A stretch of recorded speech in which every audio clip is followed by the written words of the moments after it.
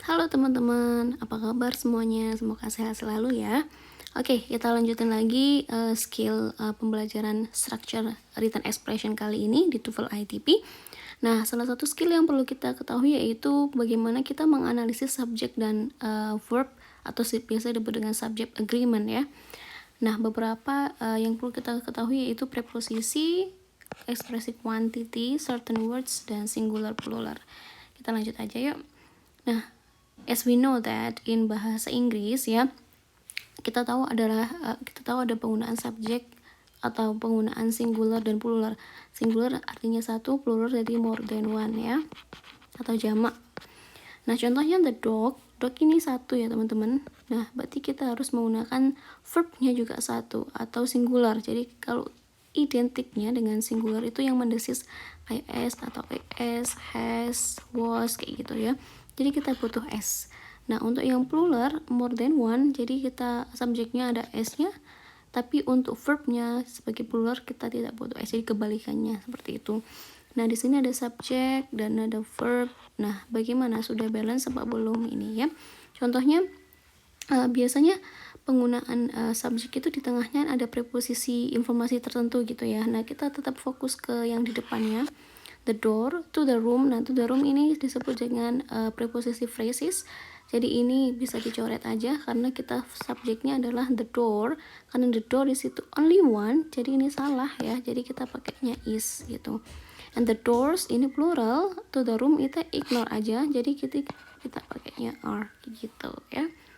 Oke, nah lanjut lagi yuk teman-teman. Yang skill yang selanjutnya yaitu quantity.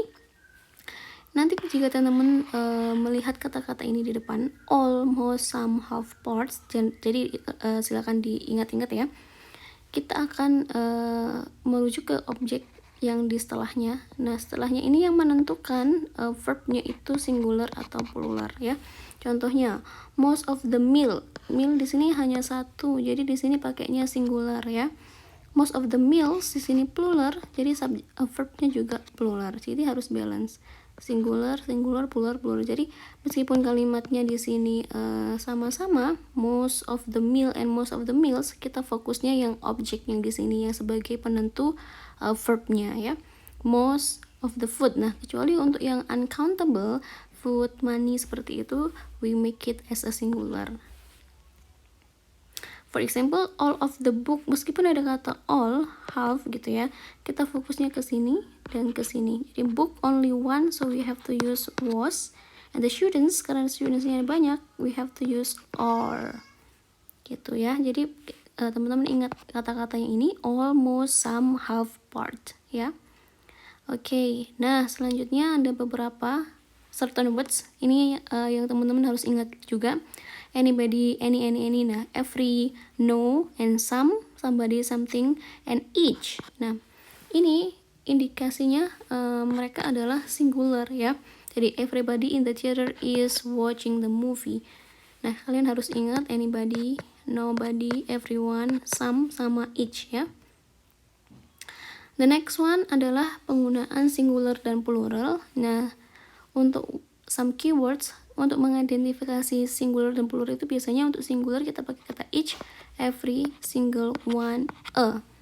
Kemudian yang plural both, two, many, several, various gitu ya. He just finished several, karena ada several ini mengindikasi plural, jadi kita harus pakai books gitu.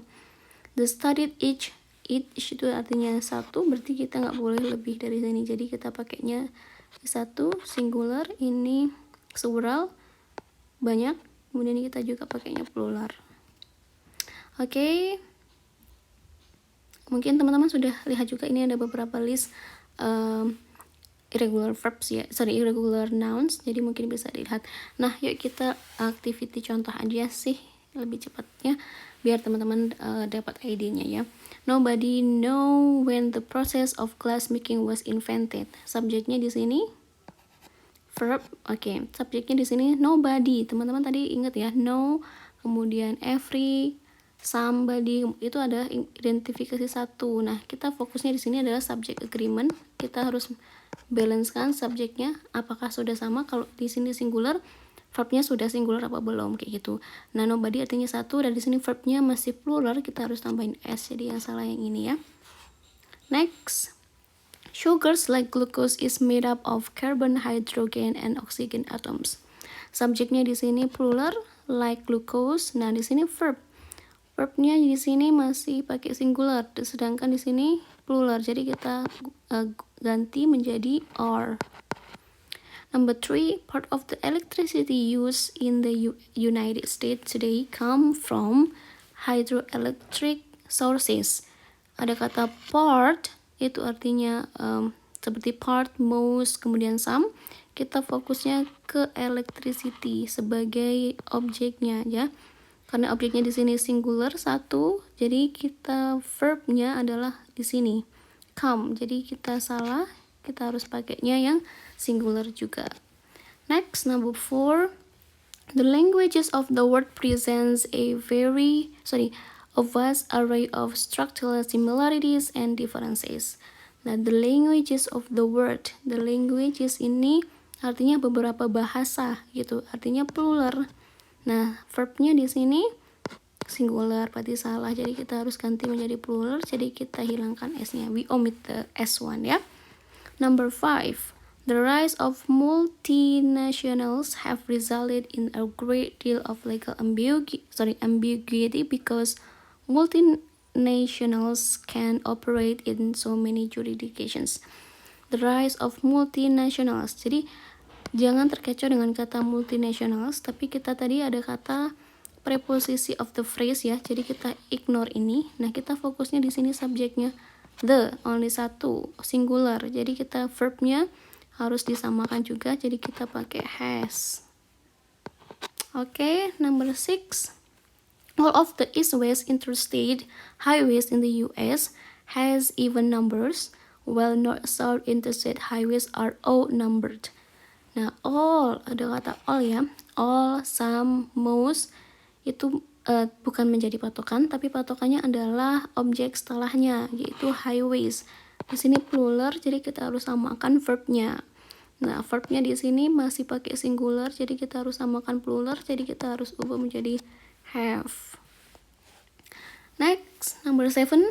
When a massive star in the Large Magellanic Cloud exploded in 1987, a wave of neutrinos were detected on Earth. Okay, when a massive, di sini ada dua ya. When it doesn't matter, udah benar. Kemudian exploded juga benar karena di tahunnya sini. Nah, berarti di sini ada a wave. Berarti satu ya, singular. Word. Nah, di sini masih tidak sesuai karena di sini subjeknya singular, jadi kita harus ubah jadi singular. Kita ubah jadi was. Number 8, some of the agricultural practices used today is responsible for fostering desertification. Some, jadi kita bukan terkecoh dengan some, tapi kita fokusnya ke setelahnya. The agricultural practices, ini ya. Jadi subjeknya plural, nah verbnya masih salah. Jadi kita gunakan are, ya, karena di sini plural. Subjeknya plural, jadi kita ubah menjadi are biar sama. Next, number 9, every open space in the targeted area that has grass and few bushes are occupied by the white-crowned sparrow.